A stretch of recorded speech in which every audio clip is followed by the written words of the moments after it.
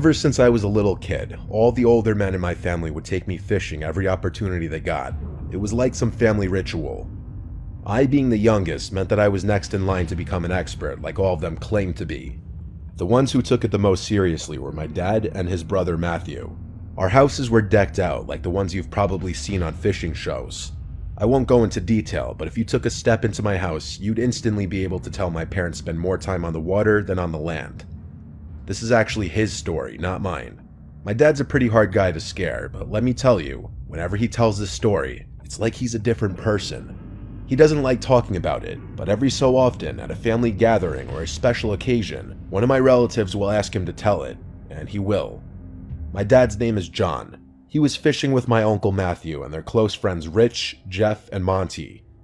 They had set out early, before the sun had even broken the horizon, heading to a remote spot they had all agreed was prime fishing territory. This place was a couple of hours boat ride from the nearest marina, tucked away in a secluded cove-type area that few bothered to explore. It was known among them for its abundant bass and the occasional pike. The day started like any other fishing trip, with the boat cutting smoothly through the mist rising off the water, everyone sharing stories and jokes over the hum of the engine. They anchored the boat in a familiar cove, surrounded by dense forest. Monty was the first to crack open a beer, even though it was so early in the morning. My dad tells me all the time that Monty is his wild friend, the one who tends to drink a little more than he should. They fished for hours, the only sounds being the occasional splash of a lure hitting the water, and their own laughter.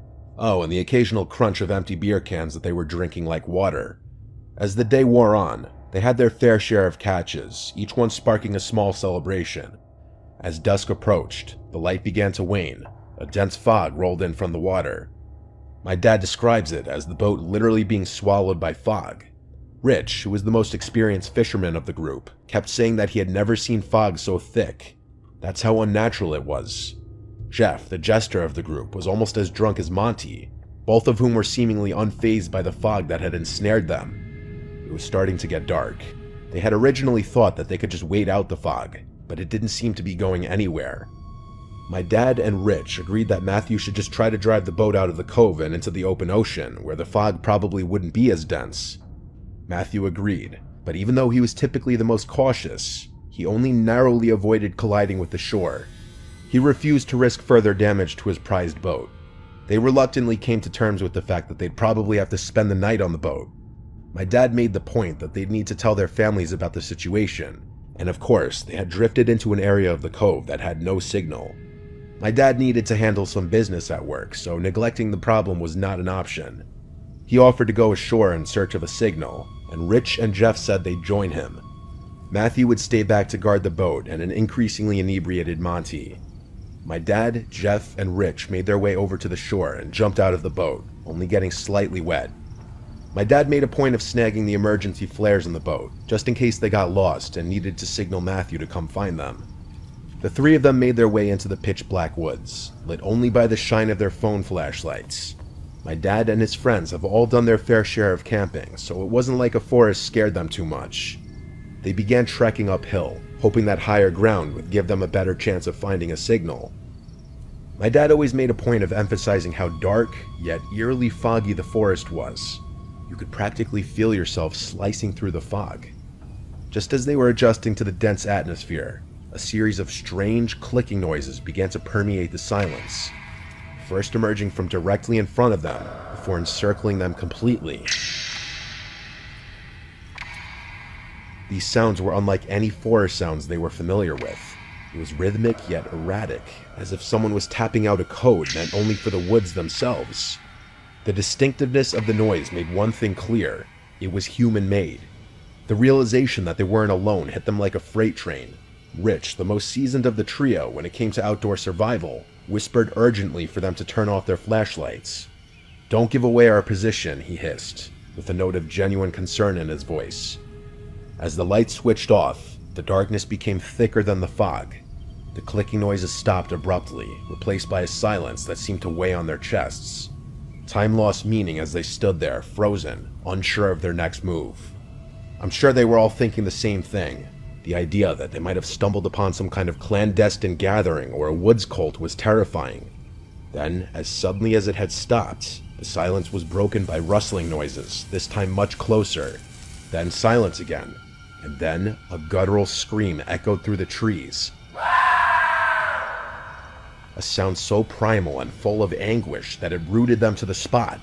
Before they could process what was happening, rapid stomping noises thundered through the woods towards them. The three men took off back the way they had came. Acting on fear and pure instinct, my dad fired the flare gun behind them. The flare cut through the fog, lighting the woods up.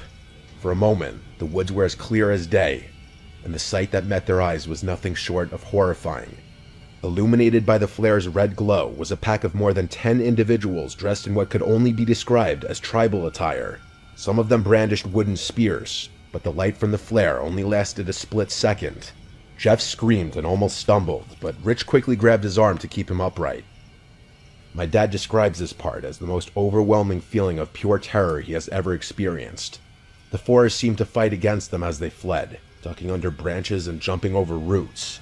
By some miracle, they emerged from the tree line, panting and disoriented but alive. They screamed at Matthew to start the engine, the urgency in their voices leaving no room for question. Matthew complied immediately, and the boat lurched forward just as their pursuers reached the shoreline. In the chaos, my dad fired the last flare into the air, back towards the shore. For a split second, as the flare's light pierced the fog, they saw their pursuers at the water's edge. It was freakish. There must have been at least 15 of them, just standing motionless at the water's edge. The flare's light faded, and it was dark again. Matthew managed to get a safe distance away, and stop the boat again. After the engine was off, the only sounds were Jeff, my dad, and Rich's breathing. My dad says he wasn't able to process what had happened for nearly an hour. He was functioning off pure adrenaline and survival instincts. They ended up taking turns keeping watch while the others slept, and left first thing in the morning as soon as the fog dissipated.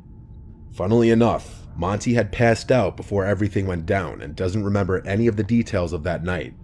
I still get shivers down my spine when I tell this story. I can only imagine what my dad must feel when he thinks back to it.